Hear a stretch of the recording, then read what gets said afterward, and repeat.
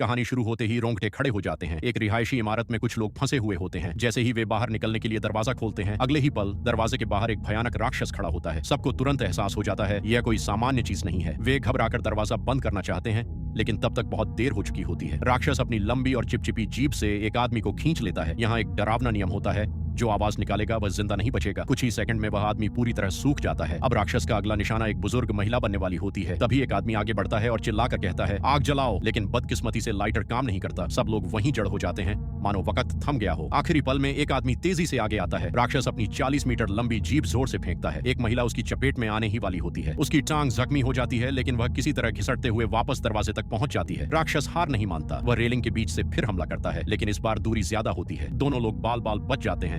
सबको लगता है कि शायद इमारत के अंदर वे सुरक्षित हैं, लेकिन जैसे ही वे बाहर देखते हैं, पूरा शहर राक्षसों के कब्जे में होता है। सब सन्न रह जाते हैं। उन्हें लगता है कि यही इमारत उनकी आखिरी पनाह है, लेकिन उन्हें यह नहीं पता होता कि इस इमारत के ऊपरी मंजिलों पर पहले ही खून बह चुका है। इसी इमारत में एक लड़का अकेला रहता होता है। जैसे ही वह अपना दरवाजा खोलता है, उसके सामने खून से भरा हुआ गलियारा होता है। डर के मारे वह तुरंत अपने फ्लैट में वापस चला जाता है। कुछ ही पल बाद उसके दरवाजे पर खटखटाने की आवाज आती है। बाहर से एक महिला की आवाज आती है, मुझे अंदर आने दो, मैं मुसीबत में हूँ। लड़का घबराता है, लेकिन जल्दबाजी नहीं करता। वह दरवाजे के पीछे से सिर्फ 3 शब्द पूछता है। जैसे ही वह महिला यह सुनती है, उसके चेहरे के भाव अचानक बदल जाते हैं और यहीं से असली डरावनी कहानी शुरू होती है।